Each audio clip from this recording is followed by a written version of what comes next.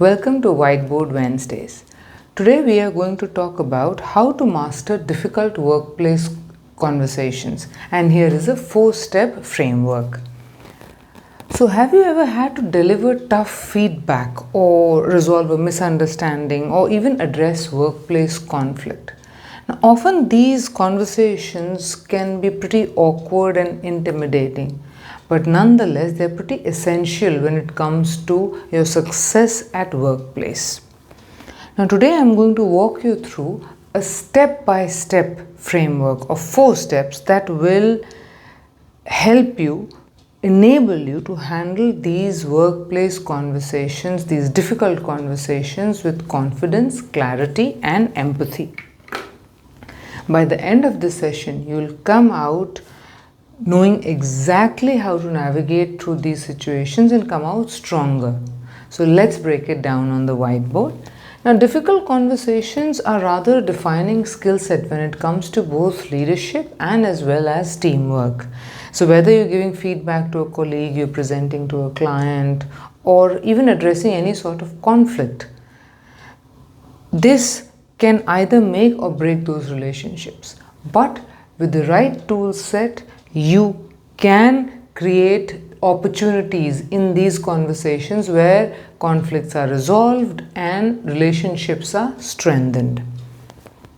So in the 4-step framework, we start with the first one, as I've written here.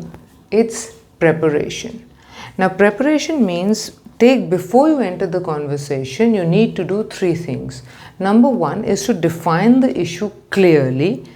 So what exactly happened? And number 2 is without going into assumptions, your feelings or your emotions about it. So instead of saying they are always late or they don't respect deadlines, rather point out or write down instances where deadlines have been missed or reports have not been submitted on time or projects are delayed.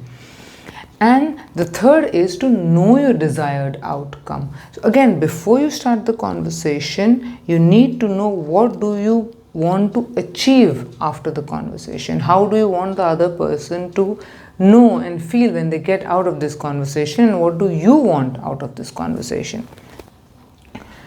Now, step 2 is delivery. Now, it's not just important what you're saying, it's equally important how you say it. So, how you present the issue. So, instead of starting statements and sentences with you, which can often be misunderstood as being accusatory, rather start with I. So, let us say, you could say that I have noticed, or instead of saying you are always late, say I have noticed that these deadlines have been missed, or I have observed that the reports have been delayed.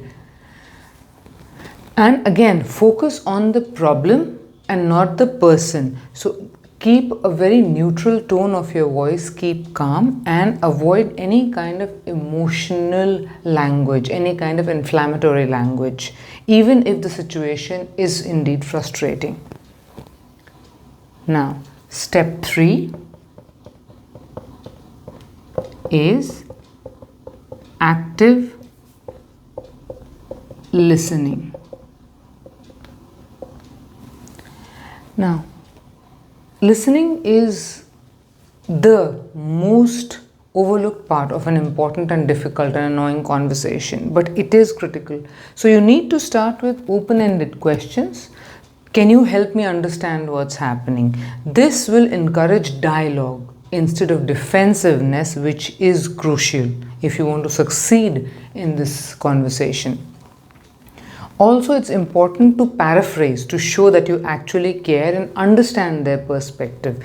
And so, try and paraphrase the response. So, what I am hearing is, this will validate them and calm them down. And finally, acknowledge their feelings even if you don't agree. You don't have to agree with somebody. So, you can say that I understand why this is frustrating for you, or why is it difficult for you. And then step 4 is closure. when you come to the end of the conversation, you need to summarize the key points, and then both the parties have to agree on actionable next steps. And then, of course, you need to follow up if it's necessary, if the situation requires you to do it. So, for example, you could say that, so we've agreed to extend this deadline to, let's say, next weekend or next Monday, and I will check in with you on Friday. So this ensures that both the parties are aligned, they are on the same page. And a few other tips that you need to be mindful of are that timing matters. So choose the right moment to start and have the conversation. Use non-verbal cues, so stay calm, have an open posture, and avoid blame, absolutely. Again, focus on solutions, focus on the problem, but do not focus on the person. Now, difficult conversations, to be honest, don't have to be dreadful. You don't have to dread them. And also by following these 4-step framework, what you could do is you prepare, you deliver with empathy, you listen actively to understand their perspective, and then at the time of closure, you find a way to agree on the next possible course of action. So now, by following these, you will not only handle these situations effectively, but also it will give you a great opportunity to build trust and strengthen those relationships. And if you found this helpful, you could consider subscribing to my channel, Speak for Success. And thank you so much for watching. I'll see you in the next one.